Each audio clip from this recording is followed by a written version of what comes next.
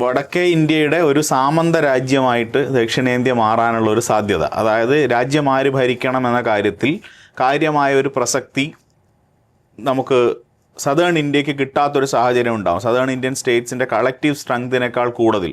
അപ്പോൾ അതിന് ഏറ്റവും പ്രധാനമായിട്ട് നമ്മൾ പറയുന്ന ഒരു കാര്യം, കുടുംബാസൂത്രണത്തിന് വേണ്ടി കൊണ്ടുവന്ന സർക്കാർ നയം വളരെ എഫിഷ്യൻ്റായി നടപ്പാക്കിയ സദേൺ ഇന്ത്യൻ സ്റ്റേറ്റ്സ് അതിൻ്റെ പേരിൽ ശിക്ഷിക്കപ്പെടാൻ പോകുന്നു എന്ന് പറയുന്ന ഒരു ആരോപണമുണ്ട്. എന്നാൽ ഇതിനെ ചെറുക്കാൻ BJP മുന്നോട്ട് വയ്ക്കുന്നത് വളരെ പ്ലെയിൻ ആയ ഒരു ആർഗ്യുമെൻ്റാണ്. അതായത് ഒരു MLA അല്ലെങ്കിൽ ഒരു MP ആക്സസ്, അവരെ നേരിട്ട് ആക്സസ് ചെയ്യാൻ പറ്റുക, അവരവൻ്റെ പ്രശ്നങ്ങൾ അയാളുടെ മുന്നിലേക്ക് വെക്കാൻ പറ്റുക എന്ന് പറയുന്നത് എല്ലാ മനുഷ്യർക്കും സമമായി കിട്ടേണ്ട ഒരു അവകാശമാണ്. അപ്പോൾ ഒരു വോട്ടിനൊരു മൂല്യം എന്ന് പറയുന്നതാണ് ഈ രാജ്യം ജനാധിപത്യപരമായി കൈവരിച്ച ഏറ്റവും വലിയ വിജയമെന്ന് അംബേദ്കർ തന്നെ പറഞ്ഞിട്ടുണ്ട്. ആ സാഹചര്യത്തിൽ വടക്കേ ഇന്ത്യയിലെ മനുഷ്യരുടെ വോട്ടിൻ്റെ മൂല്യം കുറയ്ക്കുകയാണ് എന്ന് പറയുന്ന ഒരാക്ഷേപം, ഒരു പോസ്റ്റ് മോഡേൺ വിമർശനവും കൂടി ഇതിൻ്റെ കൂടെ വരുന്നുണ്ട്. അതിന് പല ഭാഗത്തുനിന്നും ആളുകൾ അതിനെ സ്വീകരിക്കുകയും അതിനെപ്പറ്റി അഭിപ്രായം പറയുകയും ചെയ്യുന്നുണ്ട്. അപ്പോൾ വടക്കേ ഇന്ത്യനെ പൂർണ്ണമായും BJPക്ക് മാത്രം നേടാൻ പറ്റുന്ന രാഷ്ട്രീയ വിജയം കൈവരിക്കാൻ പറ്റുന്ന ഒരു ഭാഗമായിട്ട് അവർക്ക് നമ്മൾ എഴുതി ഏൽപ്പിക്കുന്നതിന് തുല്യമായിരിക്കില്ലേ അത്തരം ഒരു ആർഗ്യുമെൻ്റ് മാത്രം മുൻനിർത്തി നമ്മൾ ഡീലിമിറ്റേഷനെ എതിർക്കുന്നത്? നിങ്ങളതിനെന്ത് പേരിട്ട് വിളിച്ചാലും ശരി, അത് BJP വാദങ്ങളെല്ലാം കാപട്യമാണ്. എന്ത് പേരും വിളിക്കാം. പക്ഷെ പാർലമെൻറ്റിൻ്റെ അവസാനത്തെ കാര്യം എന്താ? നമ്പേഴ്സാണ്. പോളിസി മേക്കിങ്ങിൻ്റെ നിർണായകമായ ഘട്ടത്തിൽ നമ്പേഴ്സാണ് വിഷയം. നിലപാടിൻ്റെ ശരിയല്ല, ആത്മാർത്ഥതയുമല്ല, നമ്പേഴ്സ് വിൽ കൗണ്ട് ദെയർ. അത് വരുമ്പോൾ നോർത്ത് ഇന്ത്യൻ രാഷ്ട്രീയത്തിൻ്റെ നിലപാടിൻ്റെ മാത്രം ഒരു ഏകാധിപത്യ പ്രതിഫലന വേദിയായിട്ടത് മാറും. അവിടെ ശബ്ദം പോലും കേൾപ്പിക്കാനാകാതെ ദക്ഷിണേന്ത്യ അവഗണിക്കപ്പെടും. ദക്ഷിണേന്ത്യ മാത്രമല്ല, നോർത്തിൽ തന്നെയുണ്ട് ചില കൊച്ചു സംസ്ഥാനങ്ങൾ, നോർത്ത് ഈസ്റ്റ് മുഴുവനുണ്ട് സ്മോൾ സ്റ്റേറ്റ്സ്, UTs ഉണ്ട്, കേന്ദ്രഭരണ പ്രദേശങ്ങൾ. അവിടെ എല്ലാം എണ്ണം കുറവാണ്. എണ്ണം കുറഞ്ഞവന് ശബ്ദം വേണ്ടേ, പ്രാതിനിധ്യം വേണ്ടേ, അവനെ കേൾക്കണ്ടേ, അവനെ കേൾക്കണം ആദ്യം, അവൻ്റെ വാദങ്ങൾ അറിയണം. എന്നിട്ട് യു കം വിത്ത് ആർഗ്യുമെൻറ്റ്സ്. അവനെ എണ്ണം കാണിച്ച് ഭയപ്പെടുത്തരുത്, കുവിത്തോൽപ്പിക്കരുത്. അതാണ് BJP ചെയ്യുന്നത്. BJP ചെയ്യുന്ന കാര്യം അത് തന്നെയാണ്. കുവിത്തോൽപ്പിക്കും, ശബ്ദം ഉണ്ടാക്കി തോൽപ്പിക്കും. അല്ല, ഇന്ത്യ ആകണമെങ്കിൽ അതിൽ തെക്കും വടക്കും കിഴക്കും പടിഞ്ഞാറൊക്കെ ഉണ്ട്. അപ്പോഴേ ഇന്ത്യ ആകുള്ളൂ. ആ ഇന്ത്യയുടെ ഈ ബഹുത്വത്തെയാണ്, ഈ ഒരു സമ്പൂർണ്ണതയാണ് BJP ഭയപ്പെടുന്നത്. അതുകൊണ്ട് നമ്മൾ അവരെ പഠിപ്പിച്ചു ജനങ്ങളെ. ദക്ഷിണേന്ത്യ ആ വിദ്യാഭ്യാസം നേടിയ ഈ ജനതയ്ക്ക് മനസ്സിലായി വേഗം എന്താണ് ഈ ചെറിയ കുടുംബത്തിൻ്റെ അർത്ഥമെന്ന്. അതുകൊണ്ട് നമ്മൾ ഫാമിലി പ്ലാനിങ് നടപ്പിലാക്കി, ഫലപ്രദമായിട്ട് നടപ്പിലാക്കി. ഇതെല്ലാം പരസ്പരം ബന്ധപ്പെട്ടവയാണ്. ദേശീയ നയങ്ങൾ നടപ്പിലാക്കിയത് കുറ്റമായി മാറിയപ്പോൾ നടപ്പിലാക്കാത്തവരെല്ലാം മിടുക്കന്മാരും നടപ്പിലാക്കിയവരെ ശിക്ഷിക്കപ്പെടുന്നു. ശരിയായിട്ടുള്ള ഒരു മോഡേൺ സൊസൈറ്റിക്ക് വേണ്ടി നാഷണൽ പോളിസീസിൽ ഉൾക്കൊണ്ട കുറ്റത്തിന് ദക്ഷിണേന്ത്യ ശിക്ഷിക്കപ്പെടാൻ പാടില്ല. അത്ര കാര്യമുള്ളൂ. ഇപ്പോൾ നമുക്കിപ്പോൾ ദക്ഷിണേന്ത്യ ഉത്തരേന്ത്യ എന്ന് പറയുന്ന ഒരു വിഭജനം ഇല്ലാന്നും ഇന്ത്യ പൊതുവിൽ ഒരു ഒറ്റ രാജ്യമായി പരിഗണിക്കപ്പെടേണ്ടതാണെന്നുള്ളൊരു വാദം BJP ഇതിന് ബദലായിട്ട് മുന്നോട്ട് വയ്ക്കുന്നുണ്ട്. പക്ഷേ നമ്മളെ സംബന്ധിച്ച് ഒരു ഫെഡറൽ രാജ്യം എന്ന നിലയിൽ സത്യത്തിൽ നമ്മൾ ഈ ദിശയിലാണ് വളരേണ്ടതെന്ന് ഞങ്ങൾക്ക് അഭിപ്രായമുണ്ടോ? അതായത് ഇപ്പോൾ അമേരിക്കൻ ഫെഡറേഷൻ നമ്മൾ എടുത്തിട്ടുണ്ടെങ്കിൽ അവിടെ ഈ പോപ്പുലേഷൻ്റെ ഒരു ആസ്പെക്റ്റിനെ മാറ്റി നിർത്തിക്കൊണ്ട് എല്ലാ സ്റ്റേറ്റുകൾക്കും തുല്യമായ പ്രാതിനിധ്യമാണ് അവർ കൊടുക്കുന്നത്. അപ്പോൾ അവിടെ ആ നമ്പേഴ്സിന് അവർ സിഗ്നിഫിക്കൻസ് ഇല്ല. അതായത് എല്ലാ സ്റ്റേറ്റുകളുടെയും തുല്യമായ പ്രാതിനിധ്യം, അതുകൊണ്ട് തന്നെ എല്ലാ സ്റ്റേറ്റുകളുടെയും ശബ്ദം കേൾക്കും. അതിന് നമ്മൾ പറയുന്നത് നമ്മൾ ആ തരത്തിലൊരു ഫെഡറലിസം അല്ല മുന്നോട്ട് വയ്ക്കുന്നത് എന്നുള്ളതാണ്. അപ്പോൾ ഒരു ഫെഡറൽ രാജ്യം ആയിട്ട് വളരണം, അല്ലെങ്കിൽ ഈ ബഹുസ്വരതയെ അഡ്രസ്സ് ചെയ്തുകൊണ്ട് ഇന്ത്യക്ക് മുന്നോട്ട് പോകണമെങ്കിൽ അത് എന്തൊരു ട്രജക്ടറി ആണോ ഫോളോ ചെയ്യേണ്ടത്? ആ ദിശയിലാണോ ഇന്ത്യൻ ഫെഡറേഷൻ വളരുന്നത്? അങ്ങേക്ക് അങ്ങനെ ഒരു അഭിപ്രായം ഉണ്ടോ? അല്ല, ഇന്ത്യൻ ഫെഡറേഷൻ്റെ വളർച്ചയുടെ പാതയിൽ ദൗർബല്യങ്ങളുണ്ട് തീർച്ചയായിട്ടും. പക്ഷെ ഇന്ത്യക്ക് ഫെഡറേഷനായിട്ട് പോകാൻ പറ്റുള്ളൂ. ഈ ഫെഡറേഷൻ അല്ലാതെ നമ്മൾ ഇന്ത്യയുടെ ഫെഡറൽ നേച്ചർ സ്വഭാവത്തെ അട്ടിമറിച്ചുകൊണ്ട് ഏകത്വം അടിച്ചേൽപ്പിക്കാതെ വന്നാൽ അത് ഇന്ത്യയുടെ നാശത്തിൻ്റെ ആരംഭമായിരിക്കും. That will be the beginning of the end of India. അതുണ്ടാകാൻ പാടില്ല. ഈ കുറവുകൾ നികത്തണം. അതിന് മാർഗം ആരായണം? നമ്മൾ തുടർന്നു പോരുന്നൊരു സിസ്റ്റം ഉണ്ടല്ലോ ഇപ്പം. ഇതിപ്പോൾ 1-2 കൊല്ലമൊന്നും അല്ലല്ലോ. ദശാബ്ദങ്ങളുടെ പരീക്ഷണത്തെ ഫലപ്രദമായിട്ട് അതിജീവിച്ചുകൊണ്ട് സിസ്റ്റം ഉണ്ട് ഇവിടെ, ഒരു സമ്പ്രദായം ഉണ്ട് ഇവിടെ. ആ സമ്പ്രദായത്തിന് അതിൻ്റേതായിട്ടുള്ള മികവുമുണ്ട്. ദൗർബല്യം ഇല്ലെന്ന് ഞാൻ പറയില്ല, പക്ഷെ അതുള്ളപ്പോൾ തന്നെ മികവുമുണ്ട്. അതുകൊണ്ട് തന്നെയാണ് ഇന്ത്യ ഇപ്പോഴും നിൽക്കുന്നത് ഇങ്ങനെ. പക്ഷെ അപ്പോഴും ഇന്ത്യയിൽ ഈ പോസ്റ്റ് ബി ജെ പി ഗവൺമെൻറ്റിനൊരു വലിയ ശക്തമായൊരു സെൻട്രലൈസിങ് ടെൻഡൻസി ഇല്ലേ? ഇപ്പോൾ GST വരുന്നു. ഇപ്പോൾ GST ചിലപ്പോൾ നികുതി പിരിവിൻ്റെ എഫിഷ്യൻസിയെ വർദ്ധിപ്പിച്ചിട്ടുണ്ടാവാം മൊത്തത്തിൽ നമ്മൾ നോക്കുകയാണെങ്കിൽ. പക്ഷേ കേരളം പോലുള്ള സംസ്ഥാനങ്ങൾ അതിൻ്റെ റിസീവിങ് എൻഡിൽ നിന്നവരാണ്. നമുക്കതുകൊണ്ട് നഷ്ടമാണ് ഉണ്ടായിട്ടുള്ളത്. മാത്രമല്ല, കേന്ദ്ര പദ്ധതികൾ ഏതാണ്ട് എല്ലാം തന്നെ കേന്ദ്രം ഫണ്ട് ചെയ്തിരുന്ന പദ്ധതികളെല്ലാം കേന്ദ്രാവിഷ്കൃത പദ്ധതികൾ എന്ന നിലയിൽ അതിൻ്റെ അകത്തുള്ള ഫണ്ടിങ്ങിൻ്റെ പാറ്റേൺ, എങ്ങനെയാണ് പണം ചെലവഴിക്കേണ്ടതെന്നുള്ള കാര്യം, അതായത് നമ്മുടെ ഫിസ്ക്കൽ ഫെഡറലിസത്തെ വലിയ തോതിൽ വീക്കൻ ചെയ്യുന്ന തരത്തിലാണ് BJP ഈ കഴിഞ്ഞ കാലങ്ങളിലെല്ലാം പ്രവർത്തിച്ചിട്ടുള്ളത്. കേരളം അതിൻ്റെ ഏറ്റവും വലിയ ഡാമേജസ് നേരിടേണ്ടി വന്നിട്ടുള്ള ഒരു സംസ്ഥാനമാണ്. അപ്പം ഈ ദിശയിലുള്ള പോക്ക് ഇത് ഇനി തുടർന്നിട്ടുണ്ടെങ്കിൽ അത് എവിടെ ചെന്ന് അവസാനിക്കും എന്നാണ് അങ്ങേക്ക് തോന്നുന്നത്? BJP രാഷ്ട്രീയം പഠിച്ചാൽ എല്ലാത്തരം വൈവിധ്യങ്ങളെയും അത് വെറുക്കുന്നുണ്ട്. ആ രാഷ്ട്രീയത്തിന് നിർബന്ധമായിട്ടും ഫെഡറൽ തത്വങ്ങളെ തോൽപ്പിച്ചേ മതിയാകും, അതിനെ അട്ടിമറിച്ചേ മതിയാകും. ഫെഡറലിസത്തിൻ്റെ അർത്ഥം എന്താ? In a sense it's a step towards diversity. വൈവിധ്യങ്ങളുടെ അംഗീകാരമാണ് ഫെഡറലിസം. അത് ഇന്ത്യൻ റിയാലിറ്റിയാണത്. വൈവിധ്യങ്ങളുടെ രാജ്യമാണ് ഇന്ത്യ. അതാണ് ഇന്ത്യയുടെ ഐക്യത്തിൻ്റെ അടിസ്ഥാനം. അതിൻ്റെ മേൽ കത്തിവയ്ക്കുമ്പോൾ ഇന്ത്യ തകർന്നു പോകും. ഒരു വെറും പ്രയോഗമല്ല, യൂണിറ്റി ഇൻ ഡൈവേഴ്സിറ്റി. യൂണിറ്റി നമുക്ക് വേണം. അത് ഉറപ്പാക്കണമെങ്കിൽ ഡൈവേഴ്സിറ്റിക്ക് ഉറപ്പ് വേണം. ഡൈവേഴ്സിറ്റിയെ ഇല്ലാതാക്കിയിട്ട് നമ്മൾ യൂണിറ്റി ഉണ്ടാക്കാൻ പോയാൽ ഡൈവേഴ്സിറ്റിയും പോയി യൂണിറ്റിയും പോകും. ഇന്ത്യ തമ്മിൽ തലകീറും. ലോകപാഠങ്ങളൊന്നും മറക്കാതിരിക്കണം എല്ലാവരും. അത് BJPക്ക് അറിയാം. പക്ഷെ BJPക്ക് ലക്ഷ്യം അത് തന്നെയാണ്. അങ്ങനെ ആയാലും കുഴപ്പമൊന്നുമില്ല. അവർക്കൊരു വാക്കുണ്ടല്ലോ, സാംസ്കാരിക ദേശീയത, കൾച്ചറൽ നാഷണലിസം. എന്താ അത്? പ്രത്യേക സംസ്കാരം. അതിൻ്റെ മറവിൽ, അതിൻ്റെ അടിസ്ഥാനത്തിൽ വേണം ദേശീയത ഉണ്ടാകാൻ. ആ ദേശീയതയ്ക്കകത്ത് എന്താ വേണ്ടതെന്ന് വെച്ചാൽ അതൊക്കെത്തുണ്ട്. അവർ പറയുന്നുണ്ട് ചാതുർവർണ്ണ്യം, സ്ത്രീ സ്വാതന്ത്ര്യം, അർഹതി, ഒരു വലിയ ആളുടെ കീഴിൽ എല്ലാം നടക്കണം. 1 man 1 vote എന്ന് പറഞ്ഞല്ലോ. 1 man 1 vote ഈക്വൽ വാല്യൂ എന്നൊക്കെ പറഞ്ഞല്ലോ. അതെല്ലാം ഉള്ളപ്പോൾ തന്നെ ഒരു 1 man തീരുമാനിക്കുമല്ല. ഇതിൻ്റെ എല്ലാം അടിയിലേക്ക് നോക്കിയാൽ കാണാൻ പറ്റും ബഹുത്വത്തെ അത് ഭയപ്പെടുന്നുണ്ട്, വെറുക്കുന്നുണ്ട്. അത് മാറ്റിയിട്ട് അവിടെ സ്ഥാപിക്കേണ്ടത് ഒരു ഏകത്വമാണ്. യൂണിറ്ററി വേ ഓഫ് ഗവർണൻസ് ആണ്. അത് ഇന്ത്യയുടെ ഐക്യത്തെ, ഭാവിയെ എല്ലാം ശിഥിലീകരിക്കും. തെറ്റാണത്. പ്രചാരണ മൂല്യം മാത്രമുള്ള അത്തരം വർത്തമാനം പറയുന്നത്. BJP ലക്ഷ്യമാക്കുന്നത് ഇത് തന്നെയാണ്. സാംസ്കാരിക ദേശീയതയാണ്. തക്കം പടുത്തിരിക്കുകയാണ് അവർ. അതുകൊണ്ട് ആ പേര് പറഞ്ഞാൽ ഇന്ത്യയുടെ എല്ലാത്തരം വൈവിധ്യങ്ങൾക്കും അന്ത്യമായി. അതിൻ്റെ ഭാഗമായിട്ട് താങ്കൾ പറഞ്ഞ ഫെഡറൽ ഡെമോക്രസി, ഫിസിക്കൽ ഡെമോക്രസി എല്ലാം ഇല്ലാതായി. കൾച്ചറൽ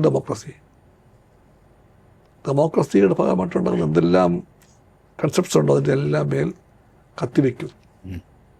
അതിനെയൊക്കെ മാറ്റിവെച്ചിട്ട് ഏക ഛത്രാധിപത്യം ഉണ്ടാകും. അതിനെ തടഞ്ഞേ തീരുള്ളൂ. ദേശീയത എന്ന് പറയുന്ന വാക്കിനെ ഒരു നെഗറ്റീവ് കണോട്ടേഷനോടുകൂടി ഉപയോഗിക്കുമ്പം ഇപ്പം പലരും ആശങ്കപ്പെടുന്നുണ്ട്. അതായത് ദേശീയത ഒരു തെറ്റായ കാര്യമാണ് എന്നൊരു പ്രസ്താവന ഒരാൾ ഇറക്കിയാൽ അയാളെ ഒരു രാജ്യദ്രോഹിക്ക് സമമായിട്ട് നമ്മൾ കാണുന്ന ഒരു സാഹചര്യമുണ്ട്. ശരിക്കും പറഞ്ഞാൽ പോസിറ്റീവായ അർത്ഥതലങ്ങൾ മാത്രമുള്ള ഒരു വാക്കാണോ ദേശീയത? ഇപ്പോൾ നമ്മളൊരു വിദേശ രാജ്യം നമ്മളെ കീഴടക്കി ഭരിക്കുന്ന കാലത്ത് ദേശീയത എന്ന് പറയുന്ന സങ്കല്പത്തിന് ഒരു രാഷ്ട്രീയമായ മൂല്യം ഉണ്ടായിരുന്നു. ആ മൂല്യത്തിലൂടെ മാത്രമാണ് നമുക്കൊരു സ്വതന്ത്ര ജനാധിപത്യ റിപ്പബ്ലിക് ആവുക, അല്ലെങ്കിൽ ഒരു സ്വതന്ത്ര രാഷ്ട്രമായിട്ട് തിരിച്ചു വരിക എന്ന് പറയുന്നതിൽ മനുഷ്യരെ ചേർത്ത് നിർത്തുന്നതിൽ ആ സങ്കല്പത്തിനൊരു പ്രസക്തി ഉണ്ടായിരുന്നു.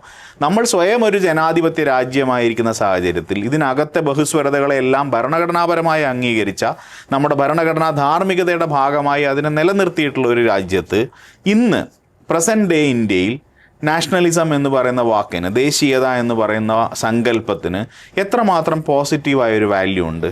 ഒറ്റയടിക്ക് ദേശീയത എന്ന വാക്ക് തെറ്റാണെന്ന് പറയാൻ പറ്റില്ല. ആ സങ്കല്പവും തെറ്റല്ല. ഇതിൻ്റെ എല്ലാം വിഷയം ആര് എന്തിനു വേണ്ടി എപ്പോൾ അത് ചെയ്യുന്നു എന്നുള്ളത് ആശ്രയിച്ചിരിക്കും. ആ വാക്ക് ബൈ ഇറ്റ് സെൽഫ് കുറ്റകൃത്യമായ വാക്കല്ല, പക്ഷെ ആ വാക്കിനെ കുറ്റകരമാക്കാം എപ്പോൾ അതിൻ്റെ അതിർത്തികൾ ലഭിക്കുമ്പോൾ. ദേശീയത, അതിദേശീയത, തീവ്രദേശീയത, അങ്ങനെ ഘട്ടങ്ങൾ പലതുണ്ട്. ഇടയ്ക്കുള്ള ദൂരം ചെറിയ ദൂരമാണ്. ഇന്ത്യ ഇപ്പോൾ ഏത് ഘട്ടത്തിലെത്തി എന്നാണ് അങ്ങ് കരുതുന്നത്? എൻ്റെ ഉറച്ച അഭിപ്രായം ഇന്ത്യ ഇനിയും പക്വത പ്രാപിക്കണം, ഇനിയും പാകപ്പെടണം. അതിദേശീയതയിലേക്ക് നമ്മൾ നീങ്ങുന്നുണ്ടോ? വേഗത്തിൽ ചുവട് വയ്ക്കുന്നുണ്ടോ? ആ പ്രവണതയുണ്ട്. അൾട്രാ നാഷണലിസം ലോകത്തെല്ലാം അതിൻ്റെ ഒരുക്കപ്പെട്ട ഭാഗം കാണിക്കുന്നുണ്ട്. ഇപ്പോൾ അത് പലയിടത്തും നിയോ നാസിസം മാറിക്കൊണ്ടിരിക്കുകയാണ്. നിയോ ഫാസിസ്റ്റുകൾ കാണുകയാണ് നമ്മളിപ്പോൾ. അപ്പോൾ ലിബറലിസത്തിൻ്റെ ഭാഗത്ത് പറയുന്നുണ്ട് അവർ, and they call it sometimes even neo liberalism. അതിൻ്റെയൊക്കെ തണലിൽ വളർന്നു വരുന്ന ഈ ആപത്തിനെ കാണാതിരിക്കാൻ പാടില്ല. ഓരോരോ പേരൊക്കെ ഉണ്ടല്ലോ, സ്കിൻ ഹെഡെന്നോ മറ്റോ ഹെഡെന്നൊക്കെ പറയുന്ന സംഗതികളൊക്കെ ആയിട്ടുള്ള എന്തെല്ലാം വേഷങ്ങളാണ്. എല്ലായിടത്തും, കലയിലും രാഷ്ട്രീയത്തിലും സംസ്കാരത്തിലും എല്ലാ തരത്തിലും അതുപോലുള്ള ഈ അതിദേശീയതയുടെ അഴിഞ്ഞാട്ടം കണ്ടുകൊണ്ടിരിക്കുകയാണ്. അവിടെയെല്ലാം മനുഷ്യർ തമ്മിൽ തല്ലുകയാണ്. അവിടെയെല്ലാം മനുഷ്യബന്ധങ്ങളെ തലകീഴായി കെട്ടിത്തൂക്കുകയാണ്. അതുണ്ടാകാൻ പാടില്ല. ഇന്ത്യക്ക് അത് സംഭവിച്ചാൽ മുന്നോട്ട് പോകാൻ പ്രയാസമായിരിക്കും. ഇടതുപക്ഷത്തിനെ പറ്റി ആശങ്കയുള്ള പക്ഷമാണ്. ഇപ്പോൾ തീവ്ര വലതുപക്ഷത്ത് നിൽക്കുന്ന BJP നേതൃത്വം നൽകുന്ന ഒരു മുന്നണി അതിൻ്റെ ഒരു മധ്യഭാഗത്താണ് എന്ന് പറയാം. സെൻറ്റർ ടു ലെഫ്റ്റ് എന്ന് അവകാശപ്പെടുമെങ്കിലും വലിയൊരു പരിധി വരെ സാമ്പത്തിക നയങ്ങളൊക്കെ നമ്മൾ നോക്കിയിട്ടുണ്ടെങ്കിൽ വലതുപക്ഷ തന്നെയാണ് കോൺഗ്രസും ഏതാണ്ട് നിലകൊള്ളുന്നത്.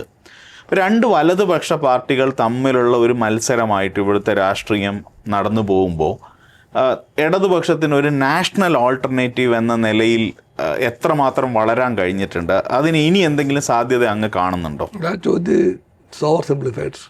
അങ്ങനെ ലളിതമല്ല രാഷ്ട്രീയം. ഇന്ത്യൻ രാഷ്ട്രീയത്തിൻ്റെ ഈ ഘട്ടത്തിൽ ഒരുപാട് സങ്കീർണതയുണ്ട്. ആ സങ്കീർണതയെ കാണാതെ 1+1=2 എന്ന് പറയുന്ന പോലെ ലളിതമായിട്ട് വ്യാഖ്യാനിക്കാനോ കൂട്ടാനോ കുറയ്ക്കാനോ പോകരുത്. അത് ഇന്നത്തെ ഇന്ത്യയോട് കാണിക്കുന്ന ഒരു അപരാധമാണ്. മാത്രമല്ല, ഈ ചോദ്യം ചോദിക്കേണ്ടത് ഇന്ത്യയോടായിരിക്കണം. കേരളത്തെ മാത്രം ഇങ്ങോട്ട് ചോദിച്ച ചോദ്യമാണത്. അത് പൊളിറ്റിക്കലി ശരിയല്ല. കേരളം അല്ല ഇന്ത്യ. കേരളമല്ല ഇന്ത്യ. കേരളത്തെക്കാളും പലതുകൊണ്ടും വ്യത്യസ്തമായിട്ടുള്ള ഇന്ത്യ ആണ് യാഥാർത്ഥ്യം. അപ്പോൾ ആ ഇന്ത്യയെ കണ്ടുകൊണ്ട് ഉത്തരം പറയാൻ ശ്രമിക്കുമ്പോഴത്തേക്കും പെട്ടെന്ന് ആരെയും നാം ഇക്വേറ്റ് ചെയ്യേണ്ടതില്ല. 1000 വിമർശനമുണ്ട് കോൺഗ്രസ് പാർട്ടിയെ പറ്റി. പക്ഷെ BJPയും കോൺഗ്രസും ഒരുപോലെയാണെന്ന് പറഞ്ഞാൽ ഇടതുപക്ഷം ആ വാദം അംഗീകരിക്കില്ല. അംഗീകരിച്ചാൽ ഒരു വലിയ സമരത്തിൻ്റെ മുമ്പിൽ നിന്നുകൊണ്ട് എല്ലാത്തരം ബന്ധുക്കളെ അകറ്റിയിട്ട് ഇടതുപക്ഷം സ്വയം ചുരുങ്ങുകയിലാണ്. എന്നിട്ട് വലതുപക്ഷ ആക്രമണത്തിന് നിന്നുകൊടുക്കലാണ്, ബന്ധുക്കളൊന്നുമില്ലാതെ. അത് ചരിത്രം പറയുന്നുണ്ട്. It will be A political blunder. അത് ചെയ്യരുത്. ഇപ്പം BJPയെ നേരിട്ട് തോൽപ്പിക്കുക എന്നുള്ളതാണ് നമ്മുടെ ആദ്യത്തെ ഇമ്മീഡിയറ്റ് ആയിട്ടുള്ള ഒരു പൊളിറ്റിക്കൽ ലക്ഷ്യം എന്ന് പറയുന്നത്. അതായിരിക്കണം എന്നാണ് അങ്ങ് ഞാൻ പറയുന്നില്ല. മാർക്സിസത്തിൻ്റെ പാഠമാണത്. എല്ലാ സ്ഥലങ്ങളിലും ചോദ്യമുണ്ട്, ആരാണ് നിങ്ങളുടെ മുഖ്യ ശത്രു? ആരാണ്? ഏത് യുദ്ധമാകട്ടെ, രാഷ്ട്രീയ യുദ്ധം തന്നെയാണെന്ന് ഏത് യുദ്ധത്തിന് അത് വേണ്ടി വരും. ശത്രു ആരാണെന്ന് അറിയണം. പലരുണ്ടെങ്കിൽ എല്ലാവരും ഒരുപോലെ കാണാൻ പാടില്ല. അപ്പോൾ ആരാണ് മുഖ്യ ശത്രു? അത് തിരിച്ചറിഞ്ഞു കഴിഞ്ഞാൽ പിന്നെ മാർക്സിസ്റ്റ് പാഠങ്ങളുണ്ട്. ആ ശത്രുവിനെ, മുഖ്യ ശത്രുവിനെ തോൽപ്പിക്കാൻ വേണ്ടി യോജിക്കുമെന്ന് എല്ലാവരും യോജിപ്പിക്കുന്ന ഒരു വലിയ സമരനിര വേണം. ആ സമരനിരയാണ് 40-കളിൽ ഫാസിസത്തെ പരാജയപ്പെടുത്തിയത്. അവിടെ ചോദ്യം ചോദിച്ചു കമ്മ്യൂണിസ്റ്റുകാർ, ഉത്തരം കണ്ടുപിടിച്ചു കമ്മ്യൂണിസ്റ്റുകാർ. ആ ചോദ്യവും ആ ഉത്തരവുമാണ് ലോകത്തെ രക്ഷിച്ചത്. അല്ലെങ്കിൽ ഫാസിസ്റ്റ് ജർമ്മനിക്ക് ലോകം കീഴ്പ്പെട്ടു പോയനെ. മാർക്സിസ്റ്റ് രാഷ്ട്രീയത്തിൻ്റെ പ്രയോഗം, മാർക്സിസ്റ്റ് ആശയത്തിൻ്റെ പ്രയോഗം ഏറ്റവും ഫലപ്രദമായിട്ട് നിറവേറ്റാൻ കാണിച്ചിട്ടുള്ളൊരു ചരിത്രമുഹൂർത്തമാണ് 40കളുടെ ആ സന്ദർഭം. ഹിറ്റ്ലർ ഫാസിസത്തെ പരാജയപ്പെടുത്താൻ വേണ്ടി സോവിയറ്റ് യൂണിയൻ മുൻകൈയിൽ ഐക്യനിര ഉണ്ടായി വന്നു. എല്ലാവരും ഒരേ വർഗയിടത്തറയോ രാഷ്ട്രീയ കാഴ്ചപ്പാടോ എന്നുള്ളവരായിരുന്നില്ല. പക്ഷേ അവർക്കെല്ലാം ഒന്നിച്ചു പോകാൻ പറ്റി. ഒന്നിച്ചു പോകണമെന്ന് ഒരാശയം മുന്നോട്ട് വയ്ക്കപ്പെട്ടു. അതിനൊരുപാട് പേർ സ്വീകാര്യത കൊടുത്തു. അങ്ങനെ ഒരു ഐക്യനിര ഉണ്ടായി വന്നു. അതാണ് ഹിറ്റ്ലറെ തോൽപ്പിച്ചത്. അതാണ് ഫാസിസത്തെ പരാജയപ്പെടുത്തിയത്. ആ പാഠങ്ങളൊക്കെ ഓർത്ത് വയ്ക്കണം. ഇന്ത്യക്ക് ആ പാഠങ്ങളൊക്കെ ഇന്ന് വിലപ്പെട്ടതാണ്. അതുകൊണ്ട് എല്ലാ യുദ്ധങ്ങളും അതുകൊണ്ട് മെയിൻ എനിമി ആരാണ്?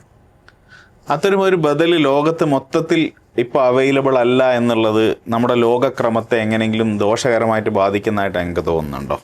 ലോകത്തിൻ്റെ പോക്കിൽ ഒരുപാട് ചോദ്യങ്ങളുണ്ട്. ഇങ്ങനെ സങ്കീർണമാണവ. ഞാൻ വീണ്ടും പറയുന്നു, പെട്ടെന്ന് ലളിതമായിട്ടൊരു ഉത്തരം ചോദിക്കരുത്. സോവിയറ്റ് യൂണിയൻ പോലെ, ഞാൻ കുറച്ചുകൂടെ കൃത്യതയോടെ ചോദിച്ചാൽ, സോവിയറ്റ് യൂണിയൻ പോലെ ഒരു സംവിധാനം, അതായത് ക്യാപിറ്റലിസ്റ്റ് നെറേറ്റീവിനെ എതിർത്ത് തോൽപ്പിക്കാൻ ശേഷിയുള്ള ഒരു സോഷ്യലിസ്റ്റ് കമ്മ്യൂണിസ്റ്റ് ഓൾട്ടർനേറ്റീവ് ലോകത്ത് ഒരു തുല്യ ശക്തിയായി തന്നെ ഉണ്ടായിരുന്നെങ്കിൽ ഇന്നത്തെ ലോകക്രമം മെച്ചപ്പെട്ട ഒന്നായിരിക്കും എന്ന് അങ്ങ് വിശ്വസിക്കുന്നുണ്ടോ? എത്രയോ പേര് ഞാൻ കാണുന്നുണ്ട്. ഇപ്പോൾ എത്രയോ പേരെ അവർ കമ്മ്യൂണിസ്റ്റ് അല്ല, ഇടതുപക്ഷമല്ല. പക്ഷെ ലോകത്തിൻ്റെ ഈ പോക്കെല്ലാം കാണുമ്പോൾ, യുദ്ധം കാണുമ്പോൾ, ഇറാൻ്റെ അനുഭവം കാണുമ്പോൾ, ഇസ്രയേലിൽ അഴിഞ്ഞാട്ടം കാണുമ്പോൾ, ട്രംപിൻ്റെ ഭ്രാന്ത് കാണുമ്പോൾ, ഒരു രാഷ്ട്രത്തലവനെ ഒരു പാതിരാവിൽ വന്നിട്ട് അന്യനാട്ടിലെ പോലീസ് വന്നിട്ട് ഉറക്കമുറിയുടെ വാതിൽക്ക് മുട്ടി വിളിച്ച് ലഭിച്ചിട്ട് തൂക്കിക്കൊണ്ട് പോവുകയാണ്. ഏത് ലോകത്താണ് നടക്കുന്നത്? എപ്പോൾ? ഈ നൂറ്റാണ്ട് നടക്കുകയാണ് ഇവിടെ. പിന്നെ അവർ തന്നെ പറയുകയാണ്, അടുത്ത ഇരയുണ്ട്, അത് ക്യൂബയാന്ന് പറയുന്നു. ക്യൂബയുടെ രാഷ്ട്രീയ ബന്ധുക്കളോ വെനസ്വേലയുടെ ബന്ധുക്കളോ ഒന്നും ആകണമെന്നില്ല. ലോകത്തിൻ്റെ പോക്ക് ഇതിനായിക്കൂടാ ചിന്തിക്കുക. ഒരുപാട് പേര് പറയുന്നുണ്ട് ഇത്തരത്തിൽ അഴിഞ്ഞാട്ടങ്ങളും ഭ്രാന്തുകളും നടക്കുമായിരുന്നില്ല, സോവിയറ്റ് യൂണിയൻ ഉണ്ടായിരുന്നെങ്കിൽ എന്നവർ പറയുന്ന ആത്മകഥം ഞാൻ കേട്ടിട്ടുണ്ട്. ലോകത്തിലെ ആത്മകഥമാണത്. സോവിയറ്റ് യൂണിയൻ്റെ പങ്കതായിരുന്നു. അതിൻ്റെ രാഷ്ട്രം ഇല്ലാതായെങ്കിൽ പോലും ആ സ്വാധീനത്തിൻ്റെ അലകൾ ഇപ്പോഴും ലോകത്തുണ്ട്. അതൊന്നും പാടെ കെട്ടുപോകില്ല. ഇന്നല്ലെങ്കിൽ നാളെ അതേ രൂപത്തിലാകണമെന്നില്ല. പുതിയ കാലം ആവശ്യപ്പെടുന്ന പുതിയ രൂപത്തിൽ തിരിച്ചു വരും. സോഷ്യലിസ്റ്റ് ആശയങ്ങളും അതിൻ്റെ മൂല്യങ്ങളും തിരിച്ചു വരും. ഞാൻ വീണ്ടും പറയുന്നു, അതേ രൂപത്തിൽ വേണമെന്ന് വാശി പിടിക്കരുത്. നമ്മൾ പഠിച്ച പാഠങ്ങളൊക്കെ ഉണ്ട്. ആ പാഠമെല്ലാം ഉൾക്കൊണ്ടുകൊണ്ട് സോഷ്യലിസത്തിൻ്റെ ശക്തികൾക്ക് തിരിച്ചു വരാൻ പറ്റും. അതാണ് ലോകത്തിൻ്റെ ഭാവി എന്ന് ഞാൻ ചിന്തിക്കുന്നത്. വലതുപക്ഷം ഇന്ന് ഇന്ത്യയിൽ ഉണ്ടാക്കുന്ന രോഗാതുരതകൾക്ക് കൃത്യമായ മരുന്നുള്ളത് ഇടതുപക്ഷത്താണ്, ഏറ്റവും യുക്തിഭദ്രമായ പരിഹാരങ്ങളുള്ളത് അവിടെയാണ്. അത് ഈ വരുന്ന തലമുറയെ ആ വിദ്യാഭ്യാസം കൊടുത്ത് ഒപ്പം നിർത്താൻ കഴിയുമെന്ന് അങ്ങ് വിശ്വസിക്കുന്നുണ്ടോ? വേണ്ടി വരും. എളുപ്പമല്ല, പക്ഷേ വേണ്ടി വരും. വേറെ പോംവഴികളില്ല. അവരെ പഠിപ്പിച്ച് മതിയാകുള്ളൂ. അവരെ പഠിപ്പിക്കാതെ ഇരിക്കാൻ പാടില്ല. അവരെ പഠിപ്പിക്കുന്നത് തന്നെ വേണം. അതിനൊരു രാഷ്ട്രീയ പദ്ധതി ഇടതുപക്ഷത്തിൻ്റെ കൈവശം ഉണ്ടോ എന്നാണ് ചോദ്യം. In a very broad way ഉണ്ട്, പക്ഷെ അത് പോരാ. It has to be concretised. അതിനെപ്പറ്റി കൃത്യമായിട്ടുള്ള ഒരുക്കങ്ങൾ വേണം, നിർവചനങ്ങൾ വേണം, നടപ്പിലാക്കുകയും വേണം. അത് ആ പൂർണ്ണ രൂപത്തിലായിട്ടില്ല, പക്ഷേ ഇൻ എ വെരി ബ്രോഡ് വേ അതുണ്ട്. നന്ദി കോമ്രേഡ്. നമുക്ക് തുടരാം. തൽക്കാലം